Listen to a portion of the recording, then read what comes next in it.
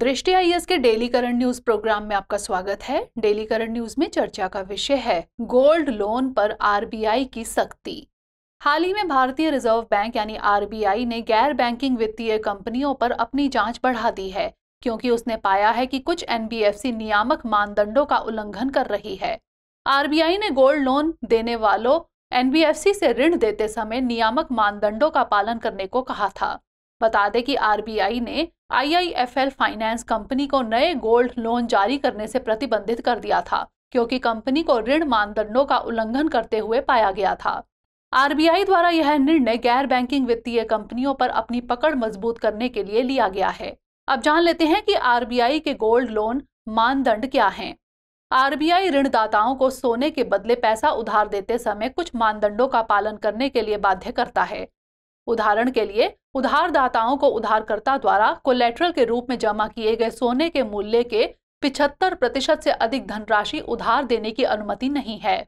इसका उद्देश्य यह सुनिश्चित करना है कि यदि उधारकर्ता ऋण नहीं चुकाता है तो बैंकों के पास जो सोना है उसे बेचकर नुकसान का वहन कर सकते हैं। आरबीआई ने यह भी आदेश दिया हुआ है कि जब किसी उधारकर्ता को ऋण वितरित किया जाता है तो उन्हें 20,000 रुपए से अधिक नकद नहीं दिया जा सकता है और नकद देने के बाद शेष ऋण राशि उधारकर्ता के बैंक खाते में जमा की जानी चाहिए। अब जान लेते हैं गैर बैंकिंग वित्तीय कंपनी यानी एनबीएफसी के बारे में।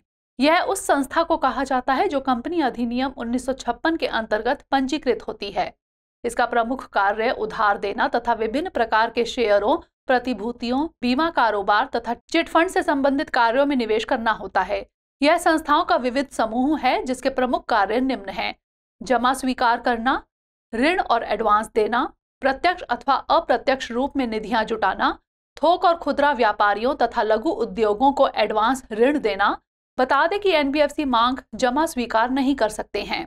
एनबीएफसी भुगतान और निपटान प्रणाली का अंग नहीं होते हैं और ये चेक जारी नहीं कर सकते हैं।